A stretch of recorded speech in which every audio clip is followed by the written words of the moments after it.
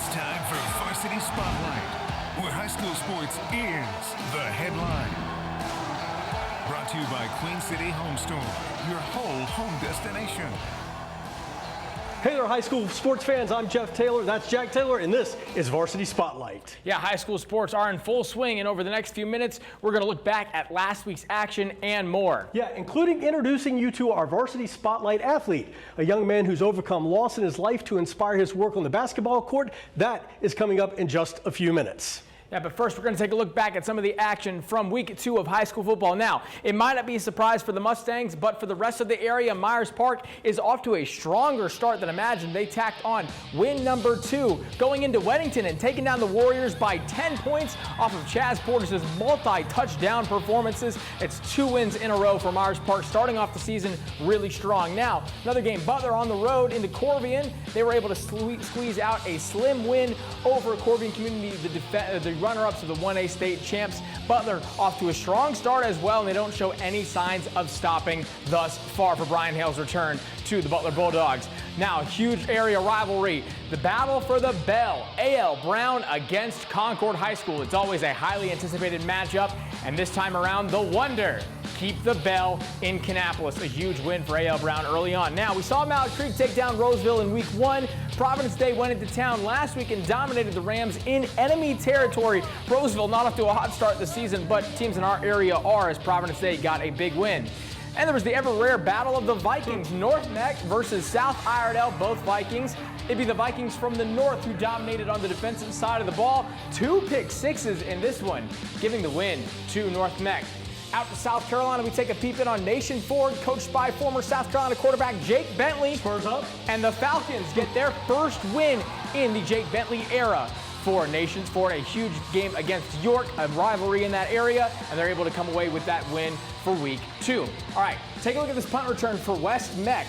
Going up, taking on Statesville at home. He gets the return there. Huge block from one of his defenders with the shoulder. Makes one man miss, makes another, somehow stays in bound in the spin cycle. A back juke into the end zone. Now, unfortunately, they wouldn't win this game. The Greyhounds would get the win on the road. Of course, there was our game of the week. You saw West Charlotte dominate Monroe in a battle of state champions. Monroe didn't score a single point in this one. That's crazy. Porter Ridge got a win on the road as well, getting another big win against Audrey Kell. Pirates going strong to start the season and taking down the Knights at home there. And then last, but certainly not least, the battle of the Iredells, West Iredell versus North. Take a look at the Derrick Henry level run right here. Love the DH from reference. West Iredell. Would open up the floodgates for them to run away with it. There was a couple other big games. Crest getting a last-minute win over Shelby. Harding getting a win over East Meck. You saw Mount Pleasant falling just short of Jesse Carson. Lincolnton getting a much-needed win over North Lincoln. Salisbury getting a 4-point win over North Rowan. And South Meck with a 3-point win over CSD. All right, that's a lot of highlights. Right? Take a deep breath. All right, let's take a look at this week's NIL Spotlight. This time we're sticking with the Huff Huskies, who had a dominant performance against Independence. Miami Hurricane commit Tyron Evans hauling in the beautiful pass. They're in the corner of the end zone. That would kick things off for the Huskies. Let's switch sides of the ball. Another school in Florida, Micah Bright, he's committed to South Florida for next fall. He was all over the field Friday night, jumping the route here and there, picked off Jared Street. He takes the other way for the pick 6. He wasn't done yet. Take a look at this next one. Yeah, I know. Check this one later. Just a few plays later, he's going to catch this one like what? Like he's played wide receiver. It's a nice grab. High point in the ball there. Exactly. He's going to take it the other way. He's almost going to take it all the way, but he gets tackled with it. Even without a second touchdown, he had a dominant night. It was crazy. Now let's go back really and talk a little bit more about some of the games we saw earlier. You know, when we talk about Providence Day, Providence Day really needed a win. Absolutely. And to do that against Roseville, that was impressive to get that win. You know, Crest Shelby, we talk about Crest Shelby and what they did. Yeah, and that's a rivalry that you would see in the playoffs late into the season, and it came down to the wire. Crest getting a big win over Shelby that they needed early on because they've got some big matchups coming up this season ahead. When you think about week 2, any surprises? I mean, I think you definitely, obviously, you have to talk about Myers Park. I agree. You know, they would say, obviously, Coach Chris Thames would say they're not surprised. You know, they want to win every week. He made that statement after week 1. He did, and they had, you know, a dogfight ready to go. But to go into Weddington, which is a really tough place to play, and to win 38-18, you know, that's huge. I think for me too, you know, the game of the week with West Charlotte and Monroe. Yeah. I was thinking that might be a little tighter ball game, but I think that 1-point loss to start the season for West Charlotte. Yeah, that really motivated them. It really motivated them going, hey, let's come out, let's play ball, and we'll figure that out. Yeah, absolutely. All right, now, coming up right after Varsity Spotlight, we're going to have our Bahakel Sports Game of the Week right here on WCCB as Charlotte Christian travels to take on Independence. Yeah, these two teams met last year, and Indy came away with a 34-13 win. The Patriots Independence looking to rebound after last Friday night's loss to Huff. They're hoping to right the ship and get win number 2 on the season. As for Charlotte Christian, they're also 1-1 on the season after losing last Friday night to Charlotte Catholic. Both head coaches know this is a pivotal game in the 2025 season. This Charlotte Christian team is tough. They're disciplined. Coach James does a good job of getting those guys ready to go. They're well coached. They got good size, and I think we all know about that running back they have, Jamal Rule, that's a Nebraska commit. So we got our hands full. We're familiar with them. We went over there last year and was able to pull out a big win for us, but we got to be able to do it again, man. This is a tough, gritty group that's coming in this place, so we got to make sure we're on our A game and that we prepare well this week to get the job done. And, you know, we've been talking to our kids about it all week long. This is an important game for us individually, just to kind of get us back on track and get that bad taste out of our mouth. You know, we want to kind of get back to Independence football and just get us steering back on the right track. Everything we want is right in front of us, but we got to take care of business this Friday. Overall, Independence as a team, I mean, it's a very similar team than they were last year. Obviously, they run the football very effectively. They have a new quarterback this year, so a little bit of a different dynamic. And also the thing that sticks out about those guys is just their overall team speed.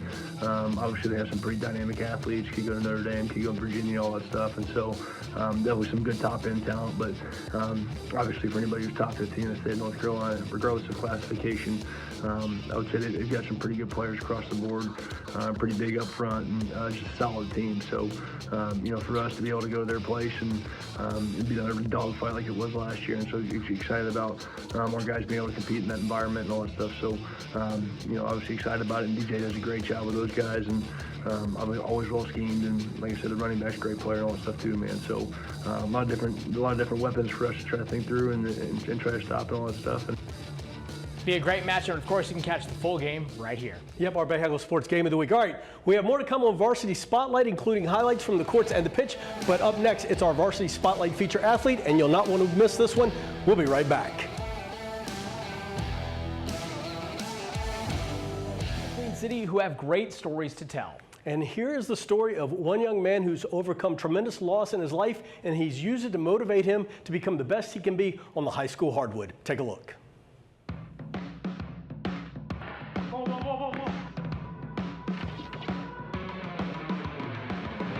My name is Maverick Ball. I am a senior at North Hills Christian. I started playing basketball when I was 7 years old.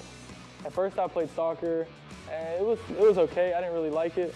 So then I switched to football, and I really loved it. Like, I loved football with all my heart. But then, like, I tried basketball out. My dad was like, okay, well, we can try it. We tried it here and there. It was really fun. Follow through. I first met Maverick last year at tryouts. I knew right away that he was a fierce competitor. I liked the way that he demanded the court. I liked the way that he knew that he could score any moment. I also liked the fact of he had a consistent jump shot. So it was just little things like that that I liked about him as a player.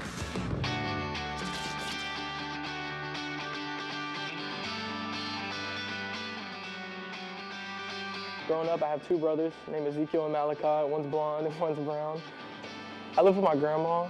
I've lived with them since I came home from the hospital because my dad had me at 15. That was the best opportunity I could have had, and I fully appreciate it. I had a great relationship with my dad throughout all of my childhood. He was there for every moment, every second. Jordan, Maverick's biological father, was an amazing ball player. Jordan coached him with football and basketball. And of course, as a mom, I was way more wanting him to play basketball than football. So it just kind of worked out that his passion is for basketball and he excels at it.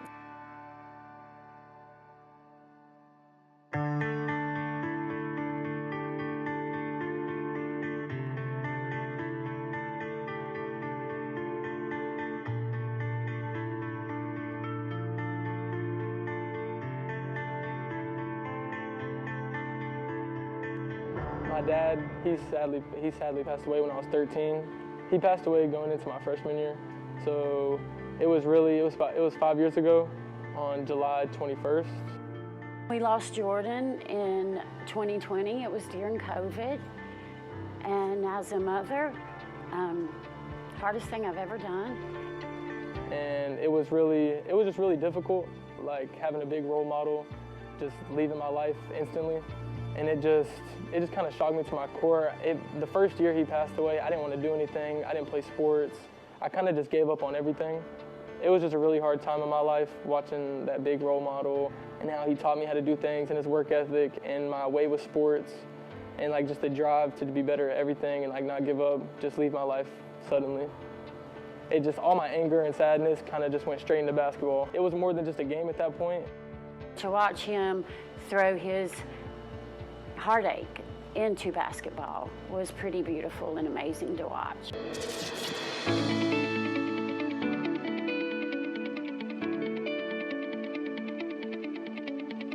So when Maverick step on the court, you just see the fierce competitor come out of him. But soon as it's time to go in that locker room and get dressed, it's like the switch come on, and it's like, I'm in competitive mode. I'm destroying everything that's in front of me, and I expect my teammates to do the same. Piece of advice that Coach Knox gave me, him and Coach Kozark, our assistant coach, definitely be consistent. Like consistent with life, consistent with the basketball, just consistent in everything. The NBA is my dream. But right now I just want to take a step at a time. Right now I'm just looking for a college and a great home to go to, praying to God, like just trying to find me the right opportunity and the right staff to bring me in and take me in as one of their own. When Maverick steps on the court, for me, the sense of pride I feel, and just so proud of him for all of his accomplishments in the midst of where he could have taken the wrong path. It's hard to put in words. Maverick, I just wanted to let you know that I am so beyond proud of you. To watch your dreams and aspirations be come into life, it's been one of the biggest blessings of my life. I'm your biggest fan, always have been and always will be, and I'm so excited for what the Lord has for your future. I love you so much. It's me and you against the world. My name is Maverick Ball, and this is my Varsity Spotlight.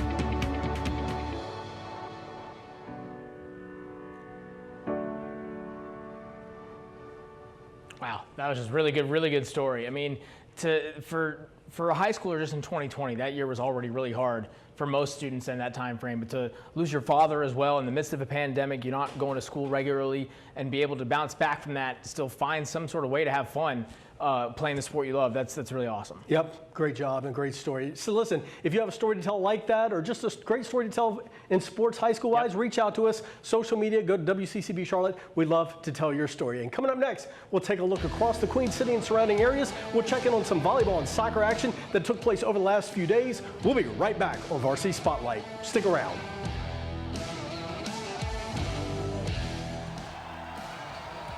Welcome back to Varsity Spotlight. I'm Jack Taylor. We've already taken a look at some of the action from last week's high school football games, so now let's take a look at some of the other high school sports that get played in the fall. Jeff, what do you got for us? Absolutely. We have highlights from the volleyball courts and the pitch. We start with Hickory Ridge playing host to West Cabarrus. This one was all Hickory Ridge. The Raging Bulls got out to a quick start, winning the first set 25-14. They would win the second by even a larger points difference. That one 25-10. West Cabarrus would make it close in the third set, but it would not be enough. Hickory Ridge wins this one 3 straight sets. Hickory Ridge sits at 5-2 on the season. West Cabarrus currently at 2-4 on the season. All right, next stop, we check in on Chambers playing host to Butler. The Bulldogs came into this one with only 1 loss on the season and 5 wins. Chambers, on the other hand, coming in with a 3-game winning streak they're trying to ride into this next rest of the month. Now, they would not extend it to 4. Butler wins this one 3 straight sets, improving to 6-1 on the season. After that matchup, however, Butler would lose this week to North Meck, and they now sit at 6-2. As for Chambers, they lost to Independence this week and are now 3-3 on the season, trying to course correct. All right, more from the volleyball court. East Meck playing host to Ballantyne Ridge. The Eagles, riding a 4-game winning streak coming into this one, now make it a 5-game winning streak. East Meck would win all 3 sets by double digits. The third set, being 25-5. Goodness. East Meck making a strong statement early on in this 2025 season. Ballantine Ridge would drop to 3-5 after this loss on the road. Tough loss there, but East Meck rolling. All right, let's take another look at one more match from the volleyball court. East Forsyth playing host to North Guilford.